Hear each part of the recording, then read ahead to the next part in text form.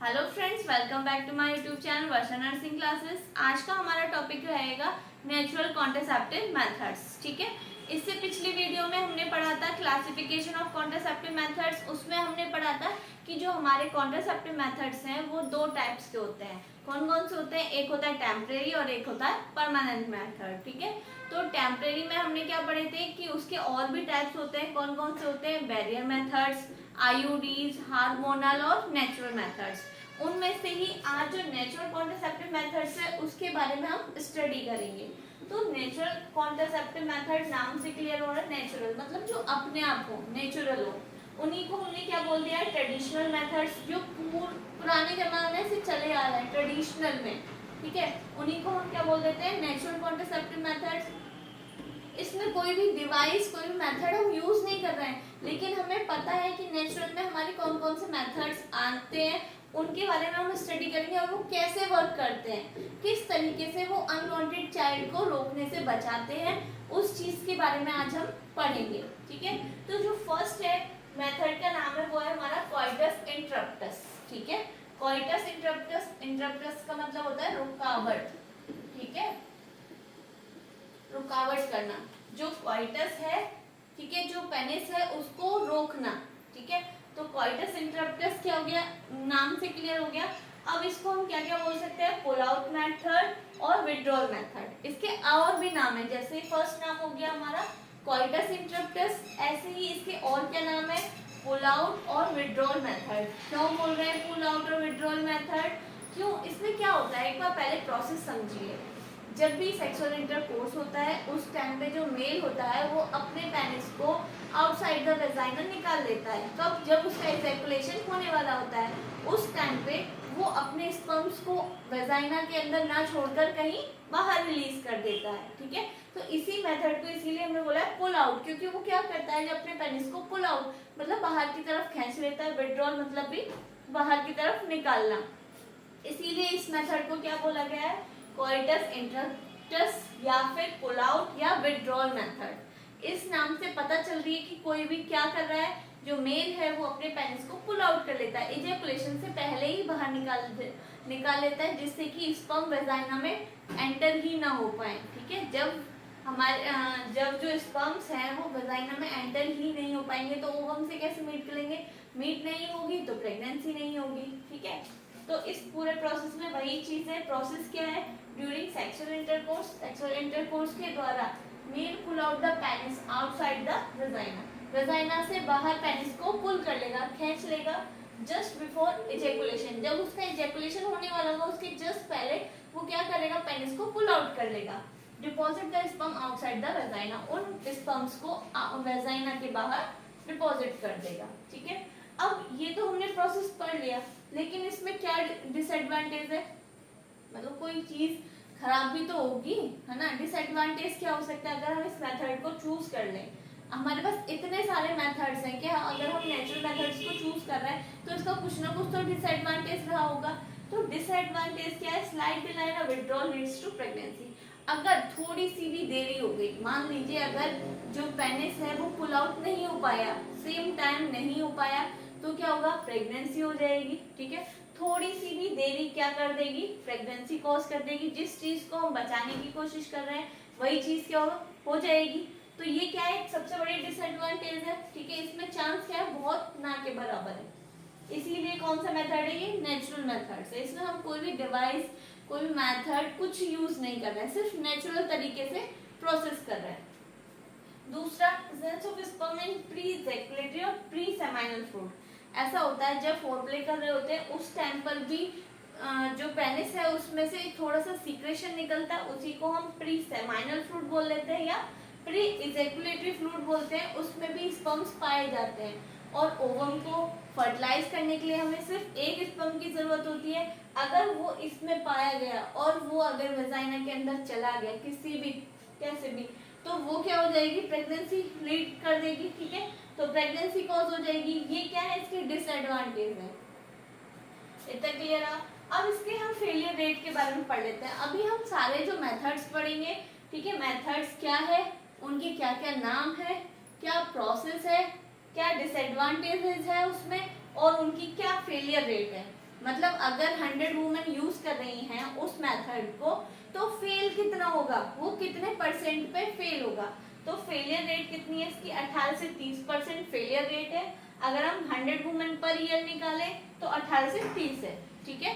तो जैसे कि एक साल में अगर हमारे 100 वुमेन नेचुरल मेथड कौन सा कोइटस इंटरप्टस यूज कर रही हैं, तो 18 से 30 क्या होंगे, एक्सीडेंटल प्रेगनेंसीज होंगे, ठीक है। तो ये क्या है, फेलियर रेट बहुत ज्यादा है, ठीक है। अब नेक्स्ट आ जाते हैं एब्सिस्टेंस पे, ठीक है। ये भी हमारा क्या है, नेचुरल मेथड्स है।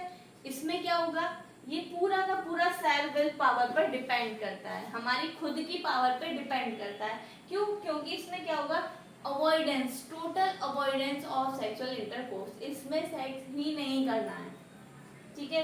तो जब सेक्स ही नहीं होगा तो स्पर्म्स नहीं जाएंगे, स्पर्म्स नहीं जाएंगे तो ओवम से नहीं मिलेंगे, ओवम से नहीं मिलेंगे तो एग फर्टिलाइज नहीं होगा और प्रेगनेंसी भी नहीं होगी, ठीक है। तो इस प्रोसेस में no sexual intercourse, no pregnancy. तो इसका जो रिजल्ट होता है वो क्या होता है, 100% इफेक्टिव रहेगा।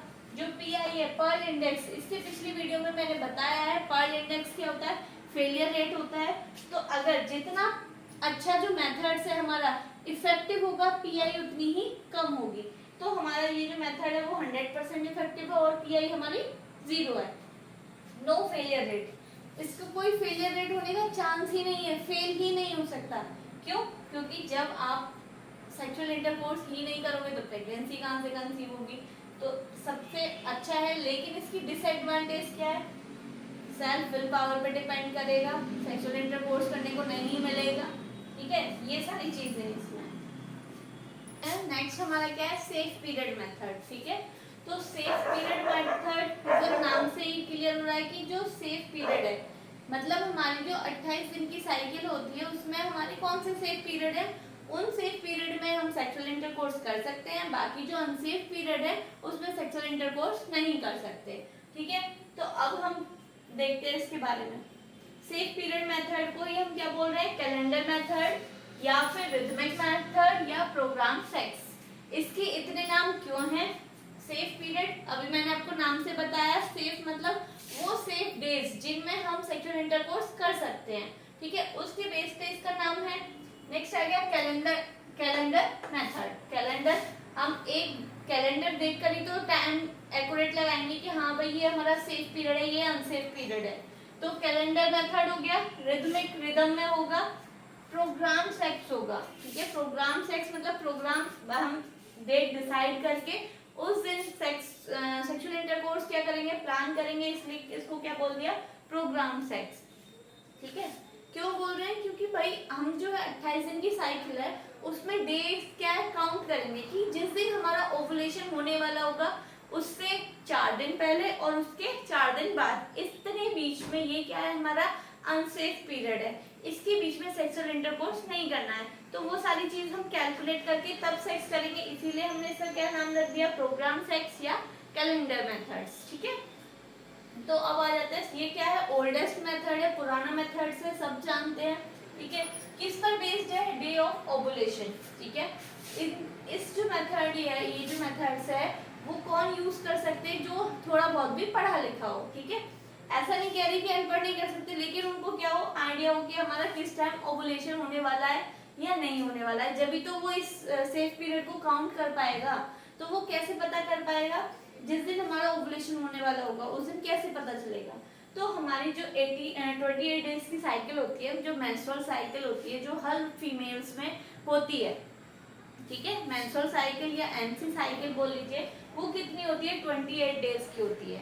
जो एवरेज लेकर हम चलते हैं वो 28 डेज की होती है, और आगे पीछे भी हो जाती है, किसी की 26 की होती है, किसी की 30 की हो जाती है।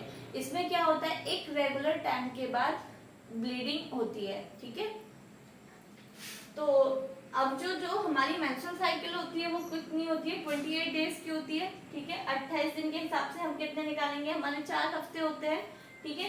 तो 4 हफ्ते हमने निकाले, जो हमारा फर्स्ट वीक है वो क्या है, हमारा सेफ पीरियड है, ठीक है। और बाकी के जो 2 सेकेंड और थर्ड जो हफ्ते हैं वो हमारे क्या है, अनसेफ पीरियड है। क्यों, क्योंकि इसके ही बीच में क्या हो रहा होगा, हमारा ओवुलेशन हो रहा होगा, इसीलिए ये दोनों जो वीक्स हैं, ये दोनों जो हफ्ते हैं वो हमारे क्या है, अनसेफ पीरियड है। इस टाइम पे हमें सेक्स नहीं करना चाहिए, ठीक है। अगर कर भी रहे हैं तो कोई मेथड हमें यूज करना चाहिए, ठीक है। नेक्स्ट फिर से फोर्थ वीक पे आ जाते हैं। फिर से ये क्या हो गया, हमारा सेफ पीरियड हो गया, ठीक है। इसके अकॉर्डिंग हम पता कर सकते हैं कि हमारा कौन सा सेफ पीरियड है और कौन सा हमारा अनसेफ पीरियड है। तो ऐसे ही अभी हमने पता करा कि हमारे कौन से अनप्रोटेक्टेड सेक्स जिसमें हम कोई यूज ना करें वो कौन से वीक्स होंगे, हमारे फर्स्ट और फोर्थ, ठीक है। और नेक्स्ट अवॉइड, जिसमें हमें अनप्रोटेक्टेड सेक्स को अवॉइड करना है, मतलब करना ही नहीं है, तो वो कौन सा होगा, सेकेंड और थर्ड वीक, क्योंकि ये क्या है, हमारे अनसेफ पीरियड है। इसमें अगर हम कर रहे हैं तो प्रोटेक्शन यूज करके हमें करना होगा, नहीं तो हमारे क्या होंगे, प्रेगनेंसी होने के चांसेस हो सकते हैं।